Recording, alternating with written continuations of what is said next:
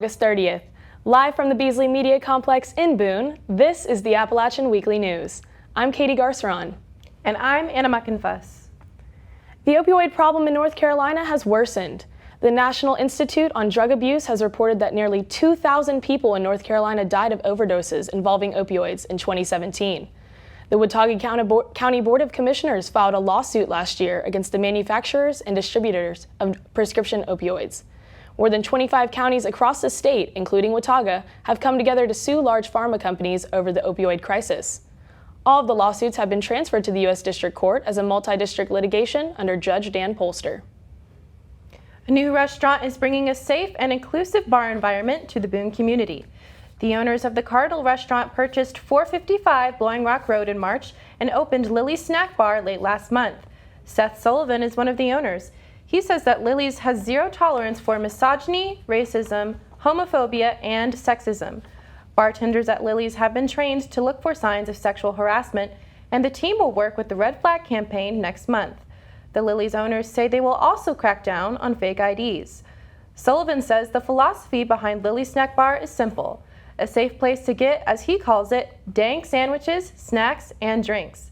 The Lily's menu features fried cauliflower, potato wedges, gyros, and po' boys. Most items have vegan, vegetarian, and gluten-free options and are priced at under $10. Classes were canceled on August 27th to allow students to attend Black and Gold Convocation. I went to listen to the speaker and to talk to first-year students. I'm here at the Holmes Convocation Center where the class of 2023 is receiving its official opening from Dr. Harry L. Williams. The freshman class of 2023 marched into the Holmes Convocation Center alongside faculty in full regalia. Black and Gold Convocation occurs every fall. Dr. Harry Williams, who wrote the summer common reading book, Just Mercy, spoke to the students about the importance of their time at App State. But stay connected with your faculty. Stay connected because they will help you unconditionally, because they will see the stuff in you that you don't see in yourself right now. Kat Orlovitz, a freshman anthropology major, says she enjoyed how Dr. Williams encouraged students to create relationships with faculty members to be successful. I thought he was really spot on with the, stay connected with your family kind of thing. During the ceremony, students took part in the Aspire Pledge, pinning themselves with a black and gold Appalachian A. Chris Welch, a freshman political science major, says he enjoyed this part of the ceremony the most. I think it's a nice ceremony in the fact that they give you this pen first while you're starting the semester, and then later when you graduate, it's full gold, and it symbolizes your transformation and your success. During his speech, Dr. Williams called Appalachian State University his home, and after his speech, many other students are starting to do the same. For the Appalachian Weekly News, I'm Anna Muckenfuss. One of the most beautiful things about App State's campus is our trees, but now many might be in trouble. Appalachian's campus is undergoing a lot of construction this year. Chris Erickson and Jordan Gregg are the university's arborists. They are the driving force working to protect the tree populations on campus. Erickson says that with all of the new construction, trees are at risk now more than ever. Some trees need to be moved because the new buildings require space. At the start of construction, the arborists relocated several ginkgo trees out of the stadium lot. More recently, Erickson and Gregg protected one of the oldest trees on campus, the white oak near Way Hall. Erickson and Gregg say preservation or relocation is the first option. This isn't always possible, though. Some large oak trees located at Duck Pond were cut down because of the construction. Gregg says that anytime they cut down a tree, they will replace it during the annual biannual plantings that happen during the fall on Arbor Day. Erickson and Gregg's team say they plan on planting more native species after construction finishes. Both Erickson and Gregg want to maintain and protect the tree population in the upcoming school year. Their goal is for App State's campus to continue to grow greener and healthier for years to come. An App State student is starting a club to give children in underserved communities free one-on-one music lessons. Musical Empowerment is a nonprofit organization that gives children access to music without financial barriers. Sterling Wilson is a sophomore who started the App State chapter of Musical Empowerment earlier this month. Wilson heard about the nonprofit from his former high school band director and hopes to teach children the importance of music education and mentorship. There are so many children who their parents can't afford to give them private lessons their whole life, and I simply wasn't one of those kids. And I realized, it tends to hold people back. Wilson is organizing a leadership team for App State's chapter. Once leader positions are assigned, Wilson says he will accept applications and interview volunteers. Volunteer positions will not be exclusive to music majors, but students must have 3 or more years of experience playing an instrument and must complete a background check. The App State Police Department is patting itself on the back. The department received the North Carolina Law Enforcement Agency of the Year award by the North Carolina Police Executives Association in July. Andy Stevenson is App State's Director of Public Safety and Chief of Police.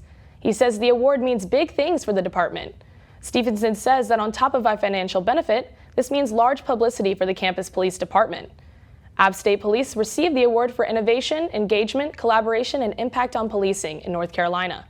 The department was recognized for starting the Appalachian Police Academy, a 2-year program that allows students to get an advantage for careers in criminal justice. The campus police department is proud of the progress they've made this year.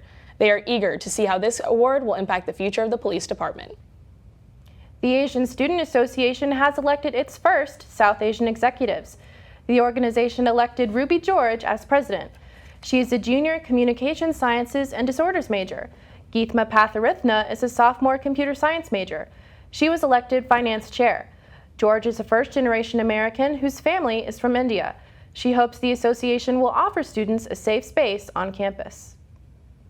The creator of PopUp Boone is looking to step down. PopUp Boone offers a space for more than 70 art vendors to present their creations to the community. People are also invited to join the do-it-yourself table. Here, customers can relax by painting free of charge. That is the environment local artist Megan Kelly wanted to create when she had the idea for PopUp Boone. The event happens every 5 to 6 weekends at Hatchet Coffee. Kelly says that her first pop-up show was in Asheville. After doing 2 or 3 shows there, she realized she wanted to bring the pop-up atmosphere to Boone. Since her first show in June 2018, Kelly has had many successful pop-ups. She says that she will eventually pass the leadership torch onto someone else. She hopes that whoever steps in keeps PopUp Boone a place where people in the community can come together to create something new.